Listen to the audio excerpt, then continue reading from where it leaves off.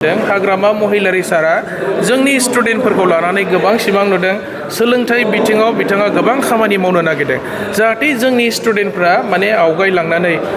सानसे समाव जाहाथे डक्टर जानानै फैनो हायो बिथांमोना जाहाथे इन्जिनियार आईआईटी आईएएस आईपीएस गोबां माने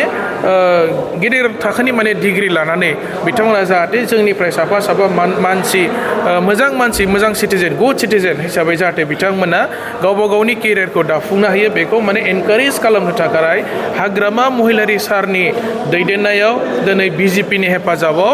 जोङो सासे स्टुडेन्टआव 20,000 थाखा होनानै बरायनाय जादों आरो खिन्थु गभर्नमेन्ट हिसाबै फैगौ सप्तानि गेजेराव बेखौ बरायनो थाखाय डिसिसन लादों तारिखआ दाबो फाइनाल जायाखै गभर्नमेन्ट हिसाबै जोंनि सरकारा माने टप 10 मोननाय बिटिसिनिफ्राय जाय टप 10 मोननाय स्टुडेन्ट बिसोरखौ साफायाव माने 5 लाख थाखा होनो थाखाय बियो फाइनाल जाबाय डिसिसन जाबाय आरो जायफोर एमएल साबजेक्टआव बयनिख्रुइ हाइस्ट नाम्बार मोननाय स्टुडेन्टफोर बर' एमएल जानो हागौ एसामिस एमएल जानो हागौ हिन्दी जानो हागौ बा बेंगलि एमएल जानो हागौ बिथांमोननो साफायाव 3 लाख थाखा होनानै बरायनाय जागोन आरो बियो माने हाग्रामा महिलारि सारनि मोनसे माने सिमांमोन जोंनि स्टुडेन्टफ्रा जाहाथे माने गोजौ थाखोनि डिग्री लानानै फरायनायाव जाहाथे हेफाजाब जायो हाग्रामा सारा सोलोंथाइ बिथिङाव गोबां खामानि मावनो थाखाय बेबायदि एजेन्डा लागासिनो दङ आरोखि